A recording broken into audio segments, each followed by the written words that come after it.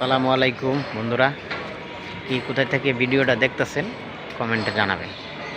বন্ধুরা, আমি এর আগে একটা ভিডিও করেছিলাম যে এমন একটা সেক্টর আছে যে সেক্টরে মানুষ কাজ করে কিন্তু বেতন নেয় না। বন্ধুরা, চিন্তায় পড়ে গেছেন যে এমন কোন সেক্টর আছে যে সেক্টরে কাজ করে কিন্তু বেতন নেয় না। হ্যাঁ বন্ধুরা, এমন একটা সেক্টর আছে যে সেক্টরে মানুষ দায়িত্ব পালন করে বেতন নেয় না। বেতনটা কাল হাসরের মাঠে আল্লাহ দিবে। যে সেক্টরটা হলো মসজিদ। যে মসজিদের সভাপতি, সেক্রেটারি, ক্যাশিয়ার, সদস্য তারা থাকে। আমিও কোনো না কোনো মসজিদের সাথে জড়িত থাকি। যে এলাকায় থাকি মসজিদ নিয়ে কাজ করতে আমার ভালো লাগে, মসজিদ নিয়ে আমি কাজ করি। তো কিছু কিছু মসজিদের কিছু সমস্যা আছে। সমস্যা হলো জোহর, আসর, মাগরিব এই তিন নামাজে মানুষ বেশিরভাগ মসজিদে গিয়ে নামাজ পড়ে। এশার এবং ফজরের নামাজটা মানুষের বাসায় পড়ে বেশিরভাগ।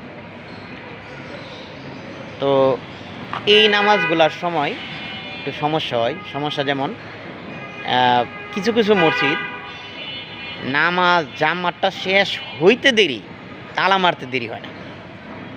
আমি পুরান টাউনে গিয়ে দেখছি তালামারা, নারায়ণগঞ্জে গিয়ে দেখছি তালামারা, আপনার উত্তরখান গিয়ে দেখছি তালামারা, উত্তরা দক্ষিণখান গিয়ে দেখছি তালামারা। জামাতটা শেষ হওয়ার সাথে সাথেই তালা মারি দিচ্ছে। তো আমি ভিডিওটা মূলত এই উদ্দেশ্যে করতেছি যে আমরা এখানে বেতন ছাড়া কাজ করতেছি, আল্লাহর কাছে আমরা এই বেতন পাবো এই আশায়। আমাদের দায়িত্ব অবহেলার কারণে যদি কোনো ইমানদার ব্যক্তি, আমাদের তো ইমান কতটুকু আছে আমরা নিজেরাই জানি না, আল্লাহ জানে একটা, কিন্তু এমনও তো হতে পারে খাঁটি ইমানদার ব্যক্তি নামাজ পড়ার জন্য মসজিদে আসছে, আইসা দেখে মসজিদে তালা মারা।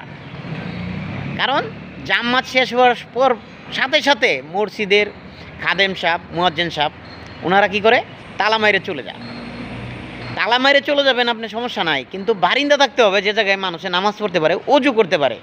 এরকম ব্যবস্থা যে মসজিদগুলো নাই, আমি সবাইকে অনুরোধ করে বলবো আপনারা এইসব মসজিদগুলো অবশ্যই এমন একটা ব্যবস্থা রাখবেন যে মানুষ নামাজ আদায় করতে পারে। আপনারা অতি সহজেই বললেন মসজিদের ফ্যান, লাইট, এসি চুরি হইব। এ সুরের চিন্তা করেন কে? হ্যাঁ, সুরের চিন্তা, এটা কি আপনার টাকা? এটা আমাদের টাকা, জনগণের টাকা।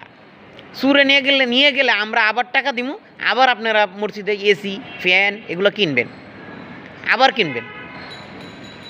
আপনাদের তো টাকা না, এগুলো আমাদের টাকা। আমরা যাতে নামাজ পড়তে পারি এরকম ব্যবস্থা করে রাখবেন, যাতে কোনো মসজিদ যাতে তালা মারা না হয়। আসর, জোহর, মাগরিব এই 3 ওয়াক্ত নামাজে যাতে কোনো মসজিদে তালা মারা না হয়।